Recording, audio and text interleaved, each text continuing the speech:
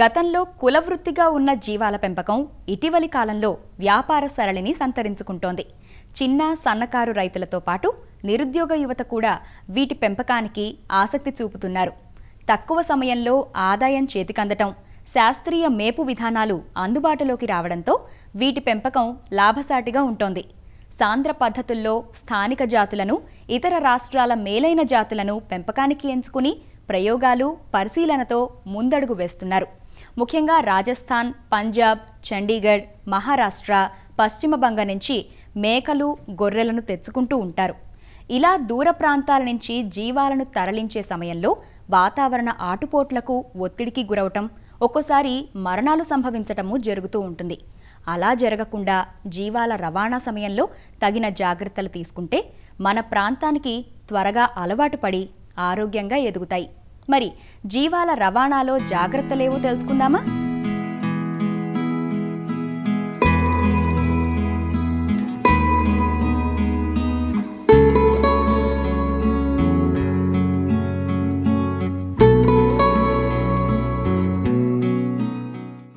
ఇటీవలి కాలంలో వ్యవసాయ అనుబంధ రంగాలు రైతుకు కొండంత అండగా ఉంటూ వారి ఆర్థిక అభివృద్ధికి ఎంతగానో దోహదపడుతున్నాయి.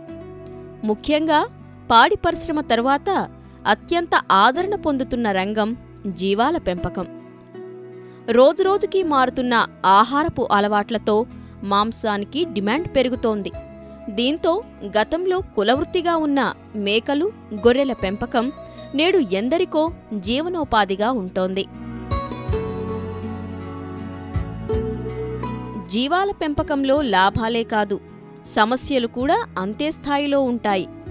ముఖ్యంగా మేపు కోసం ఇతర ప్రాంతాలకు వలస తీసుకెళ్లేటప్పుడు, కొత్తగా జీవాలను కొనుగోలు చేసినప్పుడు, మార్కెటింగ్ కోసం తరలించేటప్పుడు పలు సందర్భాల్లో జీవాలను ఒక ప్రాంతం నుంచి మరో ప్రాంతానికి తీసుకెళ్లాల్సిన పరిస్థితులు ఉంటాయి.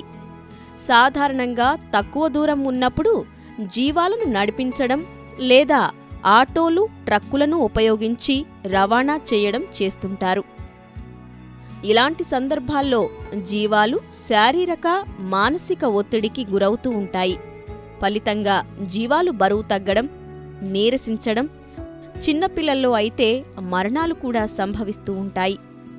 మేకలు, గొర్రెలను దాదాపుగా 8 గంటల సుదీర్ఘకాలం పాటు లారీలు, ట్రక్కులలో రవాణా చేస్తే 6-7 కిలోలు, అదే రైళ్లల్లో రవాణా చేస్తే 1 నుండి 2 కిలోల బరువు తగ్గుతాయని ఒక శాస్త్రీయ అంచనా.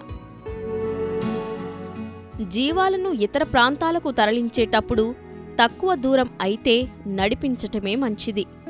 ఒకవేళ ట్రాలీలు, ట్రక్కులలో తరలించేటట్లయితే నెమ్మదిగా, కుదుపులు లేకుండా జాగ్రత్త పడాలి. వాహనాలను శుభ్రంగా ఉంచాలి. లోపల మేకులు, చీలిన రేకులు ఉంటే జీవాలు గాయాల పాలవుతాయి. కాబట్టి ముందుగానే అన్నీ సరిచూసుకోవాలి. లారీ సైజును బట్టి 60 నుంచి 100 జీవాలను రవాణా చేయవచ్చు. ప్రయాణ సమయం తక్కువగా ఉంటే మంచిది. ఒకవేళ ఎక్కువ సమయం పడితే ప్రతి 2-3 గంటలకు ఒకసారి వాహనాన్ని నీడలో ఆపి మేతలు, నీరు అందించాలి. సాధ్యమైనంత వరకు చల్లని సమయాల్లో రవాణా చేయడం మంచిది. చూడితో ఉన్న జీవాలను, చిన్న పిల్లలను ఎప్పటికప్పుడు గమనించుకుంటూ ఉండాలి. రవాణా సమయంలో ప్రథమ చికిత్సకు అవసరమైన అన్ని మందులను అందుబాటులో ఉంచుకోవాలి. ముందుగానే జీవాలకు బీమా చేయించాలి. బీమా వల్ల అనుకోకుండా జరిగే ప్రమాదాల సమయంలో రైతుకు ఆర్థిక ధీమా ఉంటుంది. జీవాల ఫారానికి చేరుకోగానే చల్లని నీరు, మేత, దాణాలను అందుబాటులో ఉంచి నెమ్మదిగా మన ప్రాంత వాతావరణానికి అలవాటు పడేలా చూసుకోవాలి.